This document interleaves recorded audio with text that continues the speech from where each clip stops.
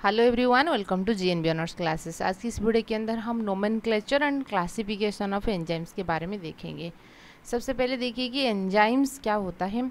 हमारी जितने भी लिविंग ऑर्गेनिज्म रहते हैं उनकी सेल्स के अंदर बहुत सारे मेटाबॉलिक रिएक्शन चल रहा है। जैसे आपने पढ़े होंगे, ग्लाइकोलिसिस चलता है, माइटोकॉन्ड्रिया के अंदर क्रेब्स साइकिल चलता है, ठीक है, इलेक्ट्रॉन ट्रांसपोर्ट चेन, ये तो आपको पता है। उसके अलावा बहुत सारे रिएक्शन चल रहा है।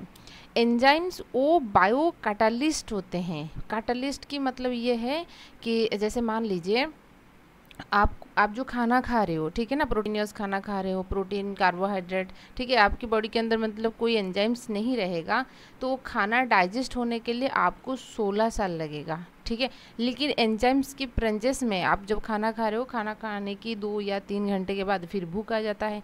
तो यानी कि 16 साल की जो काम है वो कितने टाइम पे हो रहा है, 3 से 4 आवर में हो रहा है। तो इसका मतलब है कि ये जो जितने भी केमिकल रिएक्शन चल रहा है उनकी स्पीड को तो इंक्रीज़ कर देता है। मतलब कि यहाँ पर यदि हम बात करेंगे, स्पीड अप कर लेता है कोई भी केमिकल रिएक्शंस को। तो देखिए, enzymes word Greek word term से डिराइव हुआ है, एंजाइमस, जिसकी मतलब होता है कि ऐसा एजेंट जो कि मॉडिफाई कर देता है। क्या करता है?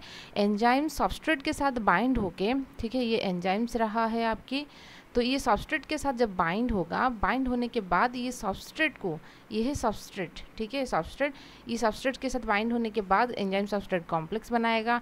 उसके बाद ये प्रोडक्ट बना लेगा। सबस्ट्रेट जो होता है ये प्रोडक्ट को कन्वर्ट हो जाएगा एंड एंजाइम्स खुद ही फ्री हो जाएगा, ठीक है, एंजाइम्स खुद ही फ्री हो जाएगा। तो ये होता है enzymes. Enzyme define as the specialised protein. तो ज़्यादातर जो एंजाइम्स की केमिकल कंपोनेंट यदि हम बात करेंगे कैसे बनी हुई हैं, प्रोटीन। लेकिन सारे एंजाइम्स प्रोटीन नहीं होते हैं, कभी कभी कुछ आरएनए भी होते हैं जिसकी ये कैटालिटिक क्षमता है, ठीक है, सबस्ट्रेट को प्रोडक्ट में कन्वर्ट करने की। इसको हम राइबोजाइम्स कहते हैं। लेकिन राइबोजाइम्स वो मतलब कि आरएनए को छोड़ने के बाद बाकी जितने भी एंजाइम्स रहेगा सारे कहाँ पे बनी हुई हैं, प्रोटीन से बनी हुई हैं। याद रखिए, all enzymes are proteinaceous in nature except ribozymes. Ribozymes जो होता है, और यहीं से क्वेश्चन पूछा जाता है, याद रखिए, वो आरएनए से बने हुए हैं। अदरवाइज सारे एंजाइम जो होते हैं प्रोटीन से बने होते हैं। Produced by living cell that catalyse the biological reaction. समझ में आए ना? जितने ग्लाइकोलिसिस आप पढ़ रहे हो, ग्लूकोज से ग्लूकोज 6 फॉस्फेट, ठीक है ना। तो इस तरीके से हेक्सोकाइनेज एंजाइम्स की जरूरत होता है, तो एंजाइम्स की वहीं पे जरूरत होता है। It convert substrate to product but remain unchanged itself. यहाँ पे हमने बात किया, ये सबस्ट्रेट रहा है, सबस्ट्रेट के साथ अटैच हुआ, एंजाइम सबस्ट्रेट कॉम्प्लेक्स बनाया, उसके बाद उन्होंने प्रोडक्ट बना लिया, सबस्ट्रेट को प्रोडक्ट में कन्वर्ट किया, लेकिन खुद ही अनचेंज रहा है। So it is highly specific product for their product. हम एंजाइम स्पेसिफिसिटी के बारे में बाद में बात करेंगे। तो हमारे बॉडी के अंदर बहुत सारे एंजाइम्स रहते हैं और बहुत सारे केमिकल रिएक्शंस भी होता है। एक स्पेशल सबस्ट्रेट के लिए स्पेशल प्रोडक्ट रहता है, और एंजाइम जो होते हैं ना उनके रिएक्शन स्पेसिफाइड भी होते हैं। तो खुद ही पर्टिकुलर एक एंजाइम होता है, हमको ही यहाँ रिएक्शंस में काम करना है, इस तरीके से होते हैं। It accelerate the specific chemical reaction which is out being consumed in the process. समझ में है ना? एक्सीलरेट कर लेता है, स्पीड अप कर लेता है। जैसे मैंने बात किया, एंजाइम्स नहीं रहेगा तो खाना डाइजेस्ट होने के लिए 16 साल लगेगा, एंजाइम्स है तो आपका 3 से 4 घंटे के अंदर वो चीज़ें हो जाएगा।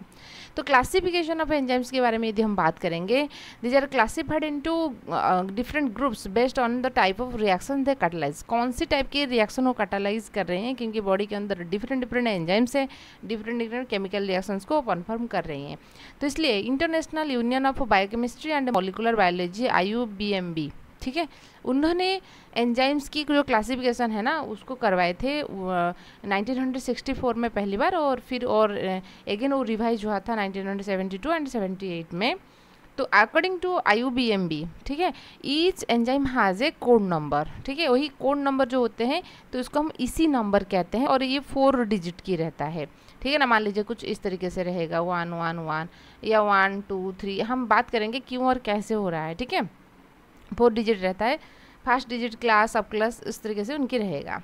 तो वही क्लासिफिकेशन यदि बात करेंगे according to IUBM, there are 6 major classes of enzymes. देखिए यहाँ पे कंट्रोवर्सी है, क्या है, 2018 में, ठीक है, 2018 में ट्रांसलोकेज यानी कि ये जो 6 है ना उसको 7 मेजर क्लास में क्लासीफाई किया गया है।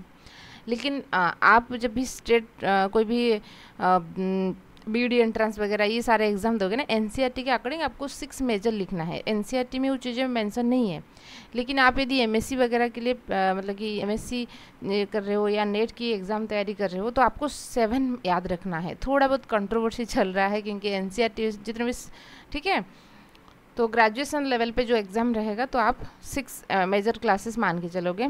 आप मास्टर्स के बाद जो एग्ज़ाम्स की तैयारी यदि मान लीजिए करोगे तो आपको 7, ठीक है, 7 मेजर क्लासेस होता है। ट्रांसलोकेज उनमें ऐड किया गया है, लेकिन एनसीईआरटी में वो चीज़ नहीं है। आप लेलिंजर वगैरह देखोगे हायर बुक, वहीं पे आपको ट्रांसलोकेज मिल जाएगा, ठीक है। तो अभी फिलहाल आप 6 मान के चलिए, ठीक है। मैं चाह रही थी कि उसको ऐड नहीं करूँगी, फिर सोचा कि नहीं, आप पता होना ज़रूरी है, ठीक है। तो देखिए ऑक्सीडो क्या क्या है, उनको रिमेंबर करने के लिए एक निमोनिक्स है ओटलील, ठीक है ना, ओटलील यहाँ तक है ना, ओटलील है। तो यहाँ पे ये ट्रांसफोरेज ओटलील, टी आप याद रख सकते हो। O stands for oxidoreductase, T stand for transferase, hydrolase, lyase, isomerase, ligase, यहाँ तक आपको याद रखना है। ट्रांसलोकेज, ओटलील आपको याद रखना है। तो जैसे हमने बात किया कि उन्होंने क्या काम कर रहे हैं उसके अकॉर्डिंग उनके नाम है। तो पहला है ऑक्सीडो रिडक्टेज, नाम से ही पता लगता है ऑक्सीडेशन करेगा एंड रिडक्शंस करेगा, ठीक है। Catalyse oxidation reaction and reduction. देखिए ऑक्सीडेशंस क्या होता है, रिडक्शंस क्या होता है। ऑक्सीडेशंस का मतलब कि रिमूवल और लॉस ऑफ प्रोटॉन है। तो यदि मान लीजिए कोई भी सब्सटेंसेस से एक नेगेटिविटी चला जाएगा तो वो खुद ही पॉजिटिव हो जाएगा ना, क्योंकि उनके पास पॉजिटिव था, वो नेगेटिविटी चला गया, तो उसको हम ऑक्सीडेशंस कहेंगे, ठीक है। रिमूवल और loss of hydrogen and removal और लॉस ऑफ इलेक्ट्रॉन। अब हाइड्रोजन भी बोल सकते हैं और इलेक्ट्रॉन भी बोल सकते हैं, उसको हम ऑक्सीडेशंस कहते हैं। रिडक्शंस की मतलब क्या है, यदि मान लीजिए रिड्यूस हुआ और एक सब्सटेंसेस है जिसके पास ये चला गया, मतलब कि एडिशन ऑफ, ये एक सब्सटेंसेस था जिसमें आके इलेक्ट्रॉन ऐड हो गया या तो हाइड्रोजन ऐड हो गया, क्योंकि खुद दोनों जो होते हैं ना नेगेटिविटी होते हैं, तो रिड्यूस हो जाएगा, ठीक है ना, वो जो सब्सटेंसेस है वो रिड्यूस हो जाएगा। तो इस टाइप के रिएक्शंस को जो एंजाइम्स कंडक्ट करता है हम उसको ऑक्सीडो रिडक्टेज कहते हैं। This reaction is catalysed by alcohol dehydrogenase. Alcohol dehydrogenase की जो इसी नंबर होता है ना 111, क्योंकि देखिए ये क्लास 1 में आ रहा है, ठीक है। ऑक्सीडो रिडक्टेज जो होता है, तो आप जैसे देख सकते हैं अल्कोहल NAD प्लस है, ठीक है, NAD प्लस, एल्डिहाइड NADH, मतलब कि यहाँ पे उसके पास H प्लस चला गया, फिर H प्लस, ठीक है, तो रिमूव हो गया, अलग से H प्लस रिमूव हो गया। तो ऑक्सीडो रिडक्टेज अल्कोहल डिहाइड्रोजिनेज जो होता है जो एक ऑक्सीडो रिडक्टिव एंजाइम्स होता है, ठीक है।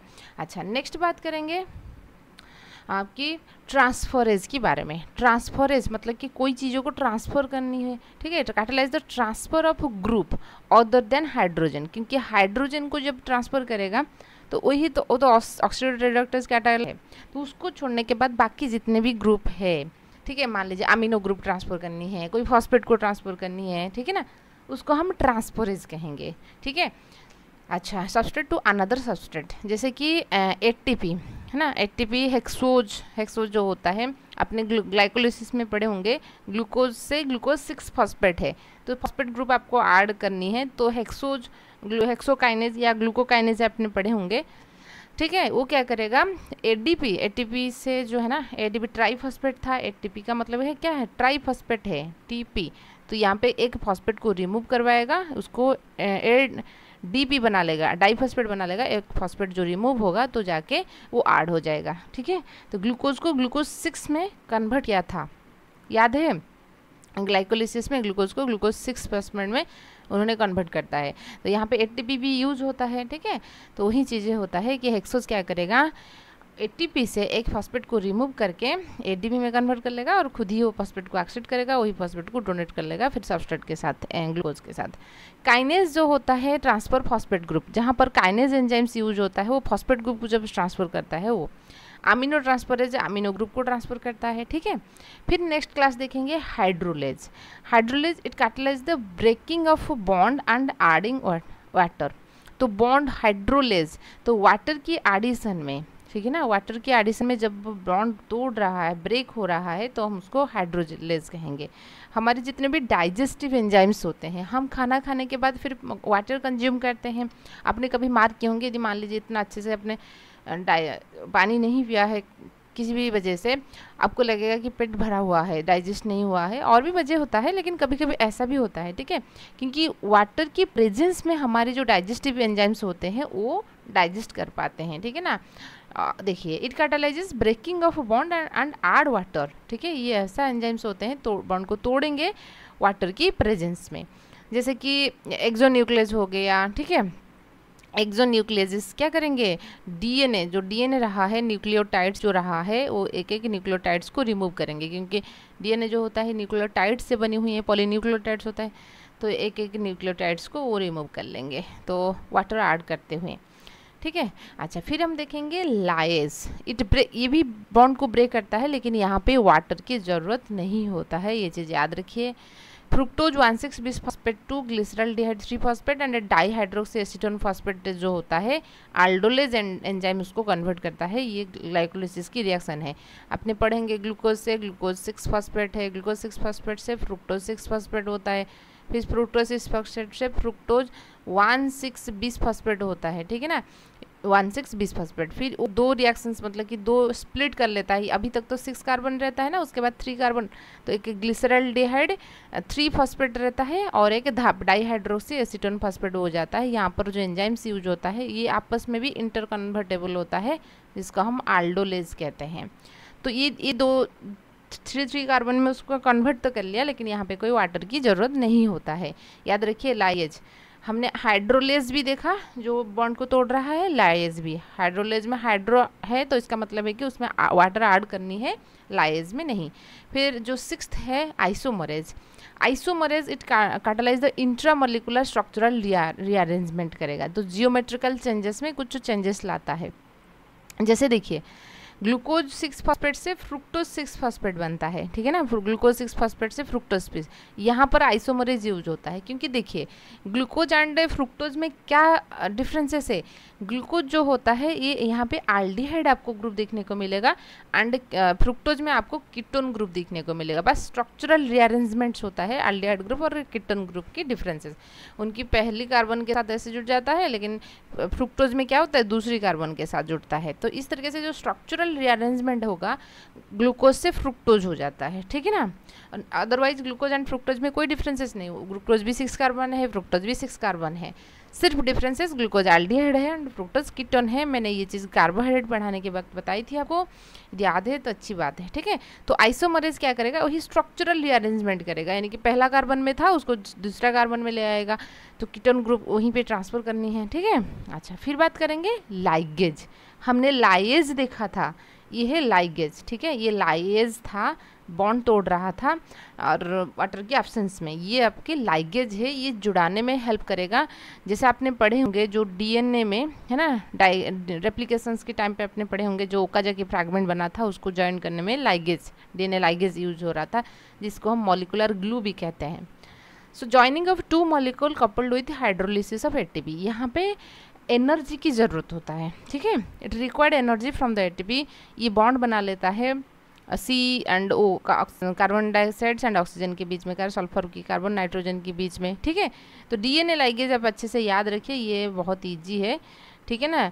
डीएनए लाइगेज जो ओकाजाकी फ्रैगमेंट आपने शायद पढ़े होंगे डीएनए रेप्लिकेशंस के टाइम पे, जो ओकाजाकी फ्रैगमेंट बनता है, एक तो कंटिन्यूअस स्ट्रैंड बनता है, दूसरा डिसकंटिन्यूअस स्ट्रैंड बनता है, उसको ज्वाइन करने के लिए आपका डीएनए लाइगेज आके ओकाजाकी फ्रैगमेंट को ज्वाइन कर लेता है, तो स्ट्रैंड बन जाएगा। ये होता है डीएनए लाइगेज। आपके पास 6 जो होता है इस तरीके से क्लास रहेगा, इसी है ना। 7th जो होता है ट्रांसलोकेज, ये ट्रांसलोकेट करता है, catalyse the movement of ion molecule across the membrane, जो कि एटीपी हाइड्रोलिसिस से ही वो एनर्जी को इस्तेमाल करता है। कार्नेटिन एसाइल कार्नेटिन ट्रांसलोकेज, जो कि transport of fatty acids from the cytosol to the mitochondria, cytosol से माइटोकॉन्ड्रिया को ट्रांसपोर्ट करवाता है, तो ये ट्रांसलोकेज कहते हैं हम, वो जो कि आपको इस तरीके से ट्रांसपोर्ट करने में हेल्प करेगा। तो आपको यहाँ तक लिखना है, लाइएज तक, ठीक है। तो ये हो गया आपकी क्लासिफिकेशन ऑफ एंजाइम्स के बारे में। आई होप आपको वीडियो अच्छे से समझ में आएगा। वीडियो पसंद आए तो लाइक कीजिए, सब्सक्राइब कीजिए और आपकी दोस्त के साथ भी शेयर कीजिए।